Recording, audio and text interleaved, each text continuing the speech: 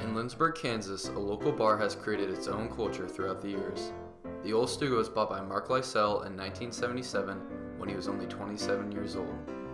Since then, the Stuga has seen countless different crowds sitting at the bar. I was looking to buy a pontoon boat, and the gentleman that owned the Öl Stuga at the time had a pontoon boat for sale. I came down to talk to him about it, and we were talking about price, and I threw out this thing that I thought was funny. I said, well, I'll give you this much, a lot more for the pontoon boat if you throw in the beer joint. And he went, well, I couldn't do it for that, but I could do it for this, for both of them. And it got me to thinking. So then I go home, wake up my wife and go, what would you think about it if we bought a beer joint? It turned out, 3 weeks later, I owned a beer joint.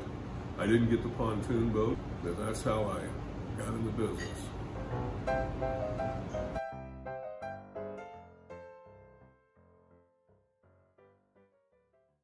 I had just turned 27 when I bought the place. I was working for a company down in McPherson, a plastics company, and I had a good job. But they always talked about moving my job to some other place, Pennsylvania, and I really didn't want to leave Lindsborg. So it was kind of a leap of faith to, at 27, buy a bar.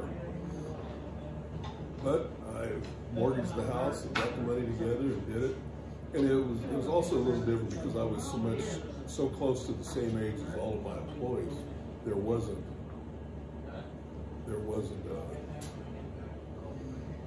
enough of an age difference where there was automatic respect.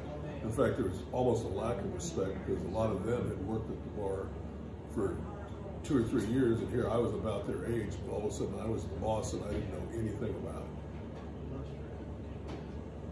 42 years is a long time to run a business, especially the same business. But in so many ways, it isn't the same business because of changes in the liquor laws over the years. We've actually been 3 different businesses. At first, we could only sell 3-2 beer. Of course, we sold sandwiches. Then they raised the drinking age, so after I'd gone after the college business to get it, all of a sudden 3/4 of the college kids couldn't come in here. So then we went to a private club deal because of state laws, where you had to have a membership to come in here, but we could sell mixed drinks and wine, and those kind of things. Eventually, the state dropped the club requirement if you sold 30% food, and that's the one thing that we had done, is we had increased our food sales because we do make good sandwiches. We had increased our food sales percentage-wise every year. So once they put in that law, we did a lot more than 30% food, so we could drop the membership requirement and start doing business with anybody. Actually, now we're probably more of a restaurant than we are a bar, because other than Friday and Saturday nights, most days we sell more food than we sell any form of alcohol. While the crowds and staff has changed, the building looks almost exactly as it was when it was first bought. The name Öl Stuga actually means Öl is ale, Stuga is a small cottage or a cabin. It's Swedish. And a lot of the businesses in Lindsborg are starting to use Swedish references. So it was a name that just really made sense for the place. Everybody thinks it's the Öl Stuga, but it's the Öl Stuga. Being both a local and college bar, the Stuga came to have many different traditions. One winter night, a couple of yahoos from Elmo, Kansas, came in here and they had a few beers, and they made this thing. They showed us, you want to see how I can put a dollar bill on the ceiling without, touching it or whatever? And they threw up a couple of dollar bills, and then they got other people to try to do it. The next thing I know, people would come in and they'd see the dollar bills on the ceiling, and we'd explain to them how they did it. And more dollars went up there. So then we started a deal where we take it down the Thursday night before the college graduation at Bethany, and it goes towards a party for the graduating seniors. Along with the money on the ceiling, the next thing people notice when they walk into the Öl Stuga is the tables. When I first bought the Stuga, these two round tables were those wire spools. Well, they still are the wire spools that you see around telephone and electrical shops all over the place. But they were really hard to clean because there were so many cracks and crevices. So I decided I wanted to make them smooth somehow. I thought, you know, I'll put down some glass and I'll put pictures in it. Well, then somebody told me that, oh, people will drop a beer bottle or a pitcher and break the glass. So there was a customer here, he said, well, I can polyurethane them and I think they'll be fine for 5 or 6 years. So I went about trying to get enough pictures to cover the two round tables. And I finally collected. What I would do is I would say, I'll buy you a beer if you could give me some old Stuga oriented pictures. And it took a year, but I finally collected enough pictures of customers and the Stuga and stuff that people had taken that I had enough to cover both tables. So the girl that was going to put the pictures out evidently didn't understand what I meant, because I came in to see how they were doing and she'd put all the pictures on one table.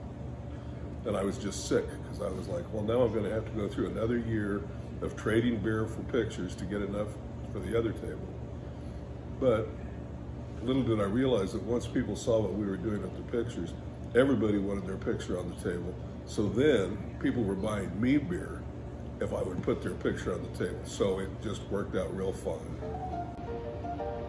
One of the Stuga's most famous traditions, the Öl Stuga Invitational, lasted 40 years, coming to an end in 2018. When I was younger, I used to play quite a bit of golf at the Lindsberg Golf Course, and they'd have little tournaments. Well, this one Sunday I went out and played in this tournament, and it really was pretty poorly run. Nobody knew what the rules were. Some people were playing by some rules, some were thinking it was something else. Anyway, at the next men's night, we got to talking about it, and a couple of guys looked at me and they said, Mark, they said, you ought to run a golf tournament. You'd at least know how to organize one and figure out how to run it. And I got to thinking about it, and here I owned a tavern, and I liked golf, and I was trying to get new customers, so I decided, I'll run a tournament, and I'll call it the Öl Stuga Invitational. And I actually sent out invitations. I just didn't call it an invitation. I sent out invitations to everybody that was a customer that I knew that played golf. And we wound up with, I think, 64 guys played. Well, 10 years later, we were at 256, and it took 2 days to go through it. And since I didn't get into it to make money, it was more for advertising, I just started donating the money to the golf course. And over the years, the Öl Stuga Invitational probably made in excess of $150,000 for the Lindsberg Golf Course. But as I got older and was playing less golf, and I was getting lazier, I thought when we hit 40 years of Öl Stuga Invitationals, I thought, you know, that's enough. It's time to let some younger people do it, which they are now doing a tournament the same weekend as mine was. Except they call it the OSI Memorial, the Öl Stuga Invitational Memorial. Though countless different crowds have sat at the Öl Stuga's tables, a few faces stand out. One face was the last leader of the Soviet Union, Mikhail Gorbachev. Probably the most famous customer I ever had was Mikhail Gorbachev, the former president of the Soviet Union.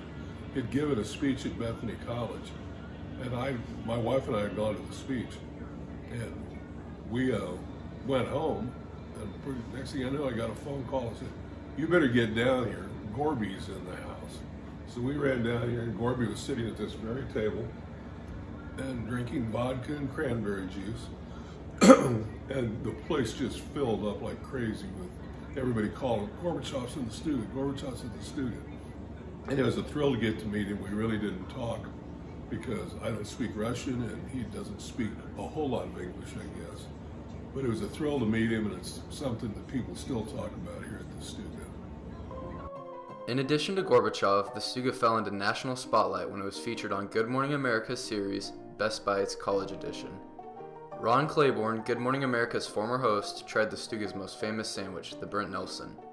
The Burnt Nelson features a sub bun with Polish sausage, hot pepper and smoky sharp cheese, onions, barbecue sauce, and is served hot. One morning I was taking out the trash, mad at my employees that they hadn't taken it out the night before.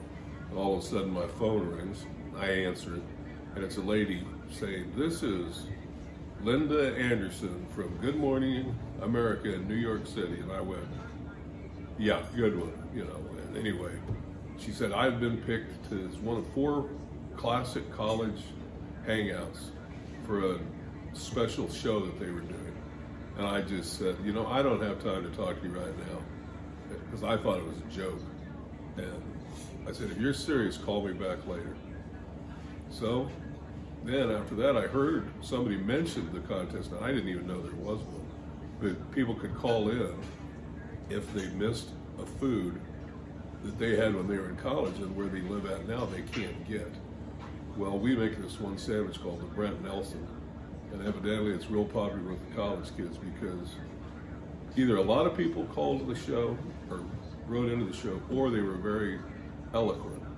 But we were picked along with a place at the University of Missouri, a place at Tulane University, and a place at the University of West Virginia. And then this little place at Bethany College with with 600 or 700 students. But it was quite an honor. In fact, we finished second in the contest, but they came in and filmed, and that was an exciting night because Ron Claiborne was here as the host. We wound up finishing second, but that's another one of those things that people still talk about and bring up. With all of this, the Stuga has come to have a very rich history, full of tradition, a sense of community, and national recognition. 3 memorable things at the Stuga. Of course, 1, having Gorbachev in here. 2, having Good Morning America choose us for that contest. And then the 3rd most memorable would be when the Denver Broncos won their first Super Bowl. I'm a big Denver Bronco fan. I've always had Denver Bronco stuff hanging in the bar. When the Broncos won their first one, this place got so electric that there were guys that actually put me on their shoulders and carried me around the bar. After 42 years, and who knows how long it will be before I ever get out of this business, whether it winds up being 43 or 45 or 50, it's hard for me to imagine not coming in here when you've opened up a place every morning and closed it down every night for that many years. So I would bet that if and when I ever do sell this place, that I'll be spending quite a bit of time here. I just won't have to open it up and close it down. When it gets busy, I can walk out and let it be the next guy's problem instead of having to get up and work. Thanks to Mark Lysell, the Öl Stuga is a gem of Lynchburg that will be remembered for years to come by both stressed college students and locals alike.